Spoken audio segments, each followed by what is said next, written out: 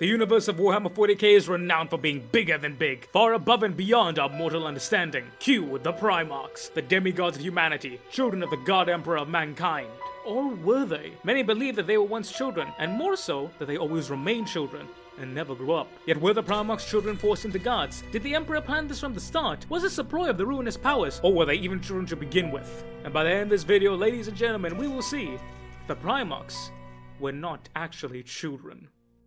In the wacky world of Warhammer 40k, you may have heard this statement a time or two. 40k is literally just Daddy Issues the movie. And this is pretty much true, like very true. But you may have heard some people say that the Primarchs are just kids. Giant man-children filled with all types of emotions as well as power and not really knowing what to do with it. And this is a consensus that a lot of people have come to. As for me, I don't believe that the Primarchs were children with daddy issues. I believe that they were very large grown men with daddy issues. So in today's video, you're going to get several different examples pulled directly from the sources of us showing examples where the particular Primarchs were mentioned in regards to their competency of emotional but also physical integrity. We're then going to place this under a lens of scrutiny and see, are these just kids doing stuff, or are they just adults that are flawed? Because Primarchs fall a lot of criticism both in universe and out of universe. But the purpose of this criticism is not a particular case of their character, it's for us to understand, are these the actions of a flawed adult or a misguided child? But to truly understand the sentiment, we need to understand what the hell is a Primarch. The Primarchs are the 18, formerly 20 gene-enhanced super soldier sons created by the Emperor of Mankind, with help from Erda as well as the Chaos Gods. The Emperor created them to be his super soldier generals, basically his seconds,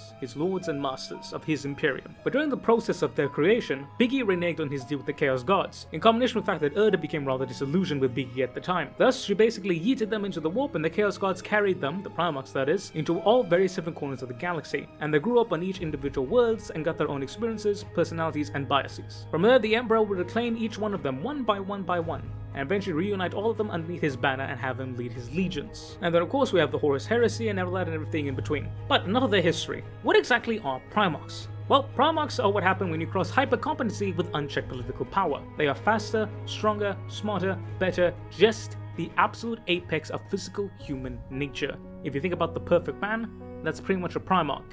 Physically speaking at least. Mentally and emotionally, we'll get onto that a little later. But most of their lives, Primarchs were bigger, faster, stronger, smarter, and much more energetic than anyone around them. What a normal person might think is a pretty bad or rather dumb idea, Primarchs, well, they could pull it off pretty simply. And if they couldn't, the consequences were minuscule, or non-existent really. No death, no permanent injury, no being ostracized. Well, amongst their own people, they could be ostracized by their brothers, but that's another story for a different day. Basically, being a Primarch, you were basically not human, you're a demigod. You could do anything that you want. And what often helped is that people did not expect these giant humans to be just as really good as that they were. A prime example we have of this is the Dark Elder slave raids on Nocturne. They did not expect a big, chunky, very angry dragon black man to come out of nowhere and start dual-wielding smithing hammers, smacking a motherfucker left and right. And they weren't just competent in physicality. In every single aspect, be it a mental trial, a physical trial, Primarchs excelled every single time they did anything. But because of that hyper-competence, they were either selected or rose to the highest powers. They became leaders, simply because they were just too good not to be. Yeah, Billy Bob Joe over there may have a good and kind heart, but he ain't nothing when you compare him to Papa Vulcan. Problems were easily understood and solved, challenges were overcome, and dissent was punished. Now, not only could anyone barely even come close to challenging them, there was a great deal of incentive to go along what they said, because they can and they would reward you. Thus, they get surrounded by a lot of yes people. Now, the term yes people is rather malicious, and people often look down on it because they immediately imagine sycophants. But with the Primarchs, it's different. Generally speaking, you question the people around you because you know they're human, they're mortal. But when you get a Primarch who is literally a demigod, well, why on earth would you ever question someone whom you truly believe is better than you? And when you put that into perspective, it makes you ask, what sort of emotional maturity do you expect a Primarch to have? That others' opinions are equal and worthwhile to theirs? From a Primarch's perspective, they already know what an average human thinks or knows, and they can do it better, faster, and significantly more effectively. So it's obvious that the average humans, and even Astartes, would just do what they say. And when you consider Primarchs who did not have a superiority complex, a la Sanguinius, Vulcan, and Guilliman, that is specifically tied to the way they were raised and what they saw humans as. Each and every one of them knew that they were better than human beings, but each and every one of them saw it as their duty to protect them because of it, not to lord over them. And this goes on to the next point, being that the thing is, Primarchs are right. They are much more competent than anyone in the galaxy. Their only peer being the Primarch, as the old saying goes, only a Primarch can kill a Primarch. The pitfalls and traps that they fall into is really when their own hubris gets in the way. And even when that happens, they do still excel, even if it is not as well as to them, it's still significant leagues above anyone else. It's what makes them such a potent force. As I said, when a Primarch shows up, you'll need another Primarch. It doesn't matter if it's Loga, he's still a Primarch. Yet this isn't us just putting two and two together, as it also appears that this is supported in universe, as seen in the Emperor's Architect, where we see Marisa and Oliver, a pair of married remembrances talking about the Primarchs and after meeting most of them, since they're given the honor of interviewing each Primarch. And they have some interesting thoughts. Be cheerful. We have a new book to write, a new adventure. Think of all we're going to learn about Perturabo. We shall write the official history of his life. There is no greater honor than that. I don't want that honor anymore, he thought. This is not what I imagined spending my life doing, he said instead. You should be glad. Do you remember Fulgrim? Oliver nodded. He was the only one that spared us an adequate amount of time. He understood why this is so important. It could happen again. He glanced at her. I don't think so. Then tell me what you do think, my dear husband. You tell me so little these days. Was that a flash of annoyance with him? He'd hope so. It excused his own petulance. Oliver took a sharp nasal breath. Fulgrim was vain. He was too eager to tell us how marvelous he was. Like a child, showing off all his precious things. You can't liken the Primarchs to children! But they are, he thought. He remembered Fulgrim's preening self-satisfaction. For all his supposed perfection, he had seemed desperate that they see it too, and praise him for it. He was superficial. Oliver became distant as he remembered the meeting. Now immediately, if you're a rational person, your first thought might be, alright, Oliver got a bad impression from Primarchs, particularly Fulgrim, and Fulgrim ain't exactly of the humble variety. Also, he doesn't really understand them because he's a remembrancer. He's not exactly part of the inner circle, they're not really going to tell him everything, he's basically a glorified historian journalist. So it makes sense why they'd be a little bit on edge. But if that's the case, why don't we take a look at what someone who was raised beside a Primarch think about them? And there is no better example than Caliphany, the adoptive sister of Perturabo, and in the final battle of the Siege of Olympia, she and Perturabo have a full-on proper conversation, which would turn out to be their final, as we see in Perturabo, Hammer of Olympia. Let me present a different hypothesis to you, brother. Use that fine mind of yours to judge its worth. Here is my version of the story. The Emperor of all mankind came here and found a son whom he valued. He saw an indomitable will with unshakable determination. He recognized that you would not give up, that you would rise to best any difficulty, that the tedious to you is a necessary challenge to overcome as the glorious. And neither are to be shirked. Seeing these qualities in you, your father set you difficult tasks, not because he saw no value in you, but the exact opposite. He can trust no one else to get them done. That is not true. He underestimates me. They all do, said Perturabo, through the acid of uncertainty beginning to eat at him. Caliphany went on. For a long time, I thought you a fool to follow the Emperor. After all, he is a tyrant like the rest. Look at what he has done to you, I thought. He has brutalized you, and your wars have brutalized your home. But the truth is, brother, I have followed your campaigns very carefully, and I noticed a pattern that disturbed and then alarmed me. You always do every single thing in the most difficult way and in the most painful manner possible. You cultivate a martyr's complex, lurching from man to man, holding out your bleeding wrists so that they might see how you hurt yourself. You brood in the shadows when all you want to do is scream, "Look at me!" You are too arrogant to win over people through effort. You cannot expect people to notice you are there in half darkness and point and shout, "There! There is the great Perturabo! See how he labors without complaint!" You came to this court as a precocious child. Your abilities were so prodigious that nobody stopped to look at what you were becoming. She got shakily to her feet, exoskeletal braces whirling under her skirts. Perturabo, this will anger you, but you never truly grew into a man. I am not a man. I am far more. In those words is the poison that spoils your potential. It is not the Emperor who has driven this world into rebellion. It is not he who has held it back. It is you and your woeful egotism. Let me tell you, my brother, you who affects to despise love so much must certainly crave it over all other things. You are the biggest fool I have ever met. Firstly, very, very, very underrated scene. Not only in terms of the heresy, but just for Perturabo's character as a whole. Secondly, Mr. Perturabo might be the best argument to put forth on whether or not the Primarchs are children, as when you consider his whole arc, going from actual whiny crybaby to actually realizing that he was the one responsible for damning his whole legion. People really do underestimate his story, and it's actually why I'm really super looking forward to if they bring him back into the new lore, because we're going to get a hell of a lot of character development for him. I always akin him to something like the traitor counterpart to the Lion, but that's neither here nor there. Whilst Mr. Perturbo's story is rather compelling, let's take a look now at Horus Lupercal, the War Master. The favored son of the Emperor and the Arch-Traitor might not have been so different from Mr. Perturbo, as we see in the novel Wolfsbane. Horus was bereft. He was no longer alone. He should not care. But he did. He was embarrassing himself. Sensing his son's resentment, the Emperor rested a hand on Horus's shoulder. The touch sent shivers into Horus's soul. Loving devotion welled in his heart that he could not deny, try as he might. I understand your disappointment. The Emperor said, amused. You and I have fought side by side for years. It is natural for you to feel this. The Emperor's humours grew. Horus basked in it like he would the sunlight, even as it burned him. Sibling rivalry. But I need him. We need him. He was made by me, as you were. He is a brother for you, if you like.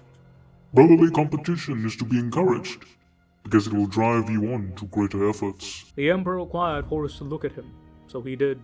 I know he is a little rough around the edges, but would you believe he challenged me to an eating contest?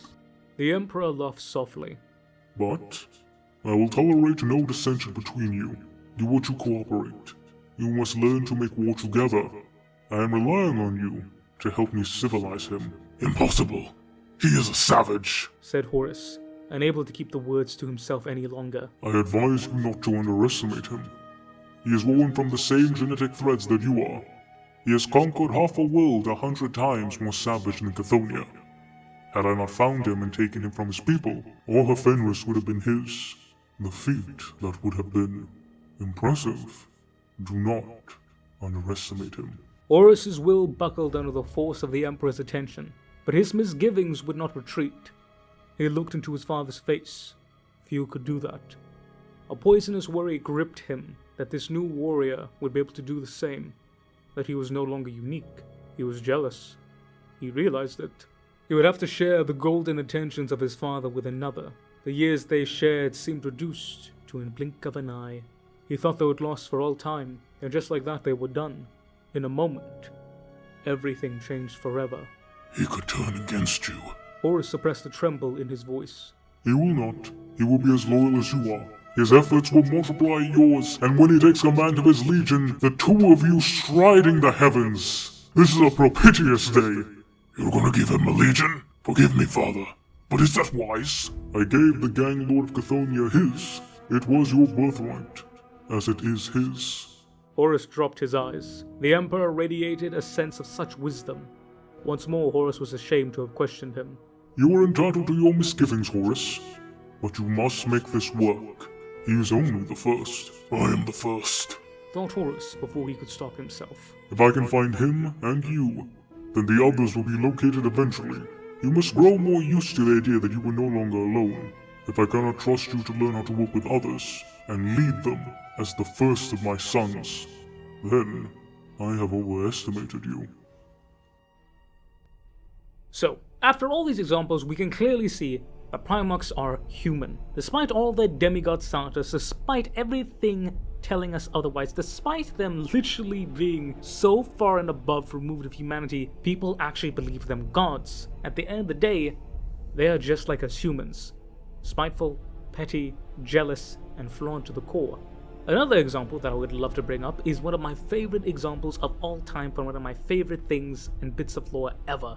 That being in Sinews of War. We see Guilliman act like a small child, crying when Conor was wounded. Panic filled him like any other child, and we see that it takes Conor comforting Guilliman. And here we see Conor imparting wisdom that would change Guilliman's life forever.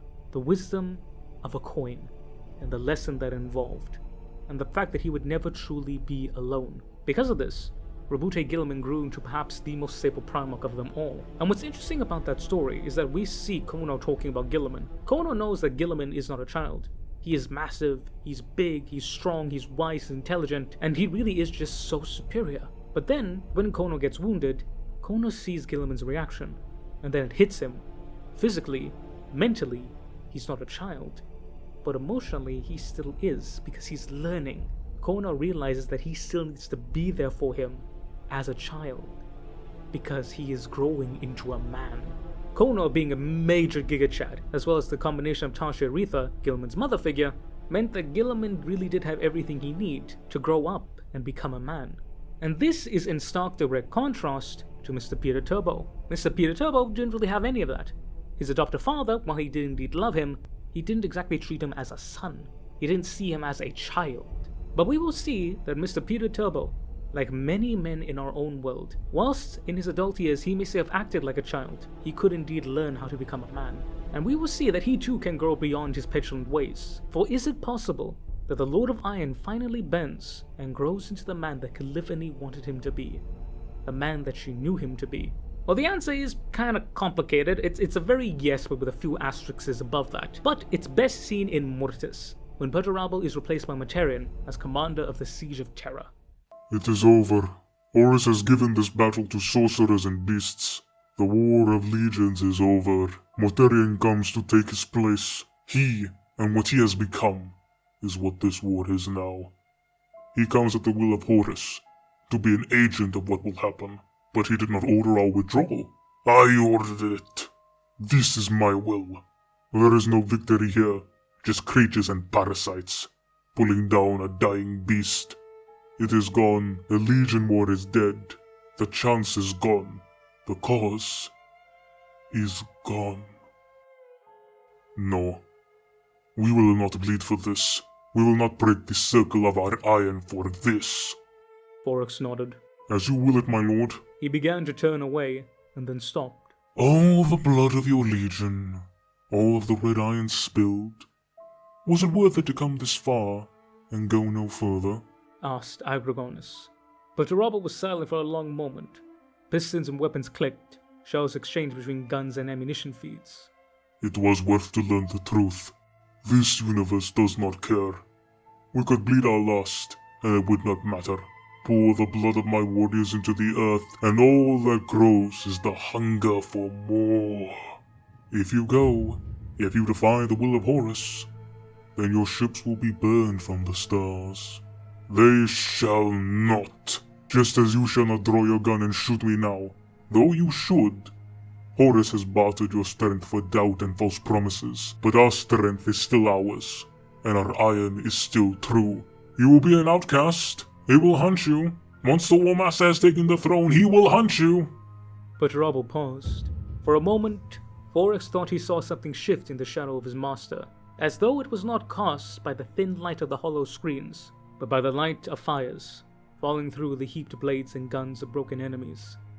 In the back of his mind, he heard the chuckle of bullets rattling into boxes and the hiss of sharpening swords. The echo of pride faded from his thoughts. We are damned, he heard his own thoughts say, damned no matter what choice there is to be made, or how fun we run from this folly, damned in a universe with only false gods and no salvation. So be it, said the Lord of Iron, when Perturabo turned his back and walked from the room. At his side was the iron circle. Forex walked, and within his heart, he heard a drum roll of iron. As I said before, Perturabo's whole story arc about him coming full circle is very, very underrated.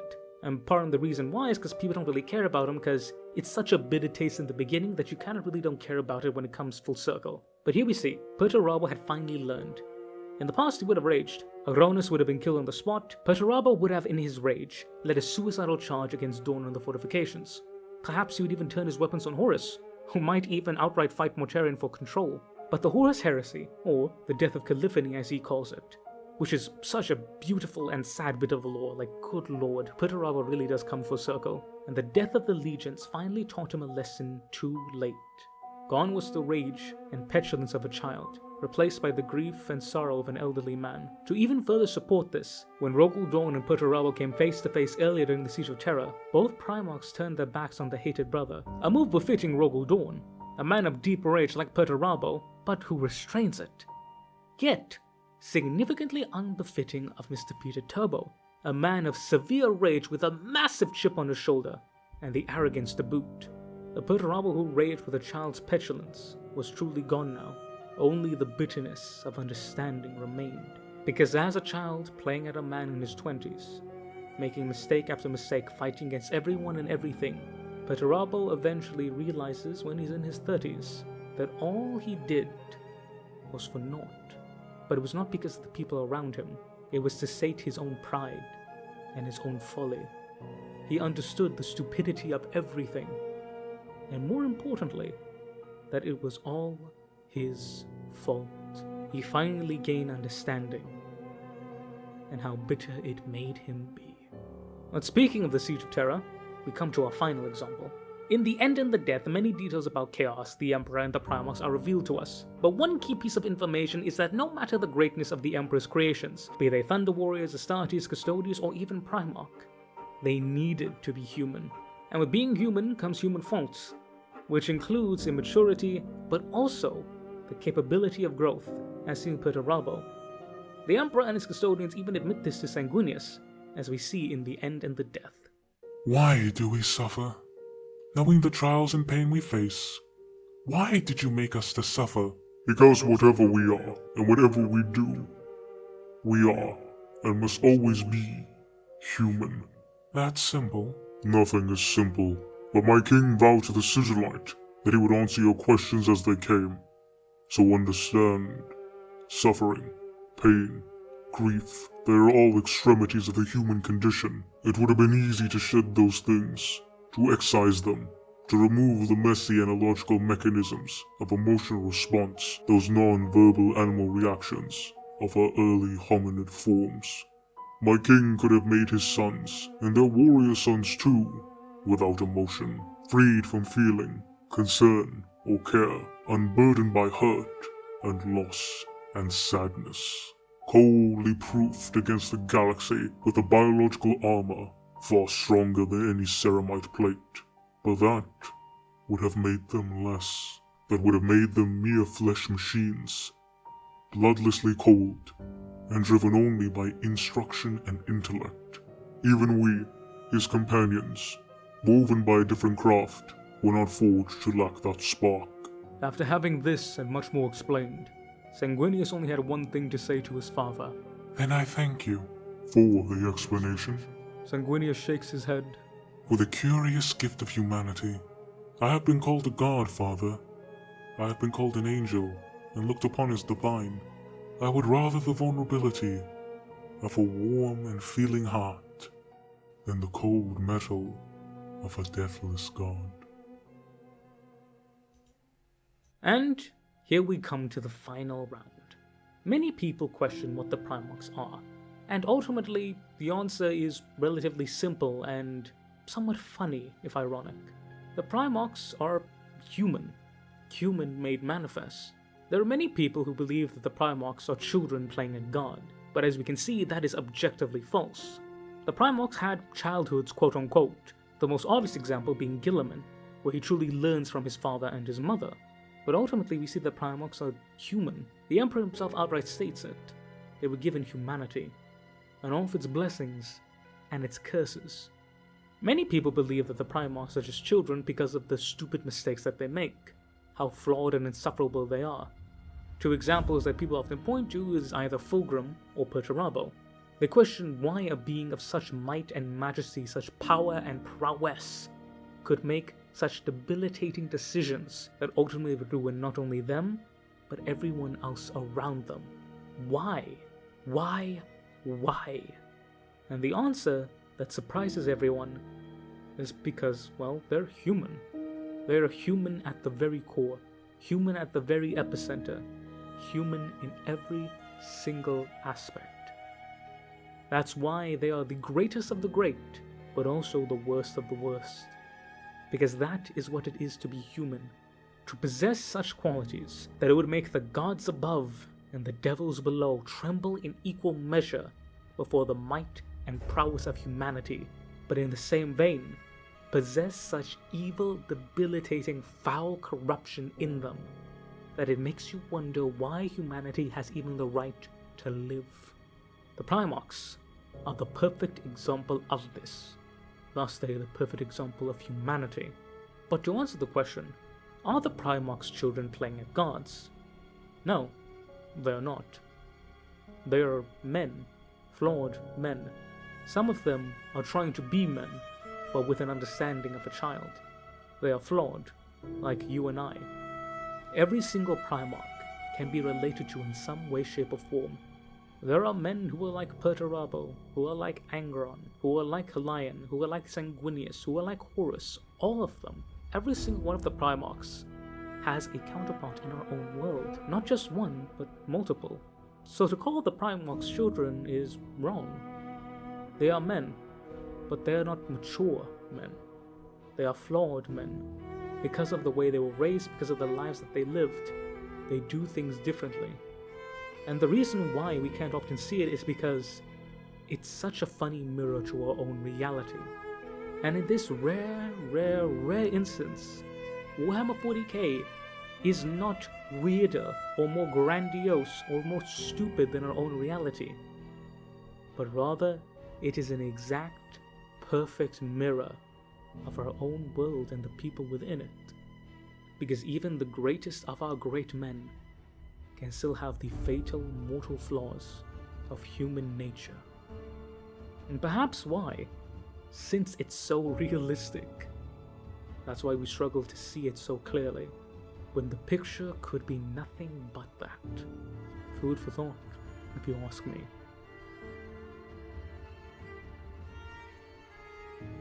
But yeah, ladies and gentlemen, I want to thank you all so very much for watching. Let me know what y'all thought down below. Would love to hear your thoughts on this down below, but I want to say a massive thank you to you guys for watching. Even more massive thank you to my awesome members and Patreons. Shout out to a brand new member, Mr. Dimerick, who joined at the private tier. Welcome, my brother. Thank you for joining, and I hope you enjoy your stay at the core. Big shout out to my beautiful officer core, Mr. Eddie V3 and Miss Majora of the Void. Big shout out to my starter tier members, Mr. Damiak, Mr. Andy McGee, Mr. Wolfsmith the Fireheart, Mr. Corns Butcher, Mr. Sean RL7, Mr. Bowen, and Mr. Matthew Merrill. Shout out to my corporal tier members, Mr. Tremeo the Math Kitty, Mr. Lord Rosarius, Miss Shauna Smithers, Mr. Tech Priest Toaster, and Mr. Rambling Hamster. And finally, but absolutely certainly not least, big shout out to my private tier members, Mr. Thomas Moslons, Mr. Ivan_SVW, Mr. Michael Hader, Mr. Tori's Curse, Mr. Monkey Man, Mr. Diego Castro, Mr. Vortis Unum, Mr. Gentle Salamander, Mr. CMD Nay, The Wench of Warhammer, Mr. Simon Camus, and Mr. Dar Marek.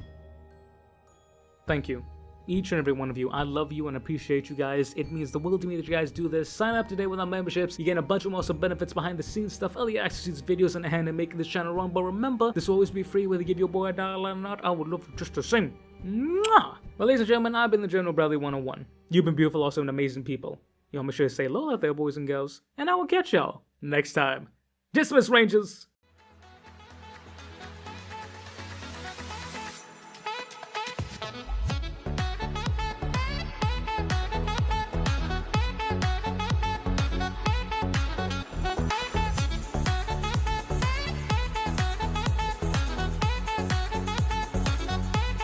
Bro, the fact that people legit look at Angron and be like, nah, that's just baby rage is wild to me.